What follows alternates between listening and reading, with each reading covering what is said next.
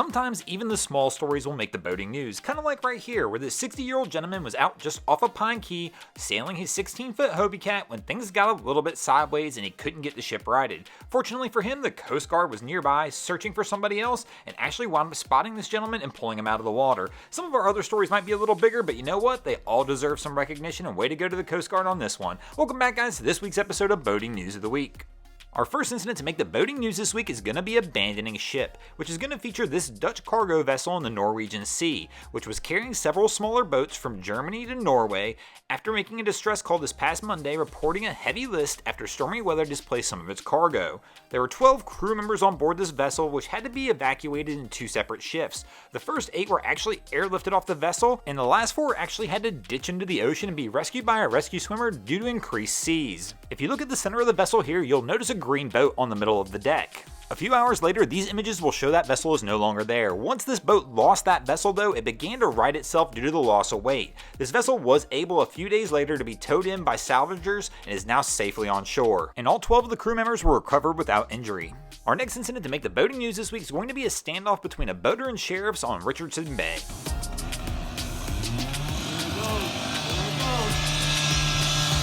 That sound is the Marin County Sheriff's Office firing up a chainsaw to try and open the hatch of this vessel where the occupant, a 53-year-old male, wanted on 2 warrants. The occupant was refusing arrest and deputies wound up having to enter the boat through force. They initially tried to go through a small hatch, setting off a booby trap that created a small explosion. The deputies also found a sword-like device set at the bottom of that hatch to injure anybody who came through.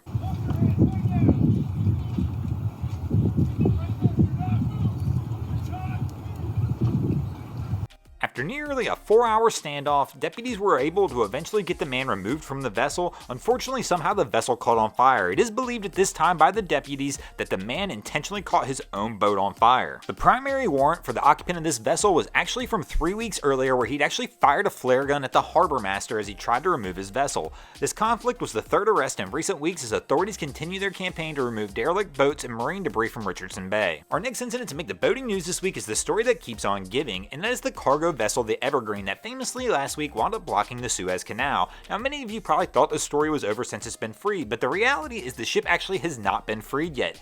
Egypt is holding the ship basically for ransom, telling the owners that they cannot have the vessel back until they pay $1 billion in compensation. That number actually sounds a little crazy to me. Early estimates say that the Suez Canal lost $95 million worth of revenue, but where are they coming up with the other $900 million? I do understand there was some damage and there was some cost in getting this vessel removed, but that number seems awfully astronomical. This kind of reminds me of that Austin Powers movie and makes me wonder if the Suez Canal Authority wasn't just sitting in a room and basically just came up with a number.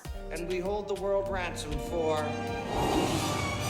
$1 million. Don't you think we should maybe ask for more than $1 million? $1 million isn't exactly a lot of money these days. Okay then. We hold the world ransom for $100 billion.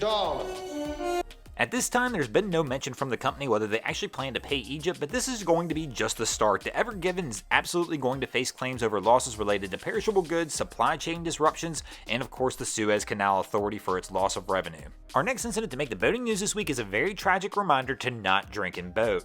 This is the scene in Myrtle Beach this past Sunday where a suspect who's been arrested for possibly doing a BUI, boating under the influence, was driving a 20-foot Tracker Tahoe boat with 2 males and 2 female passengers with him when all of a sudden they hit a dock, ejecting a 28-year-old male from the vessel. Tragically, the 28-year-old male wound up suffering fatal head injuries during this event, and the captain of the vessel is likely facing felony charges. This really was a tragic scene, and I hope that you guys can take this one seriously and please not drink and boat. You're responsible for all the lives of everybody in your vessel as a captain, and of course all the lives around you as well. Whatever you do, stay sober on the water. Thanks for watching, guys. I hope you enjoyed this week's episode of Boating News of the Week. If you ever see anything crazy happening on your waterways, be sure to hit me up on Facebook or Instagram and let me know, and you might see your stories over here. Just like Thomas Stenovic, Peter Donahue, Paul Capernall, and James Yeoman did this week. And if you guys haven't already, go ahead and drop an anchor on the subscribe button here. If not, we're coming to steal your drain plug.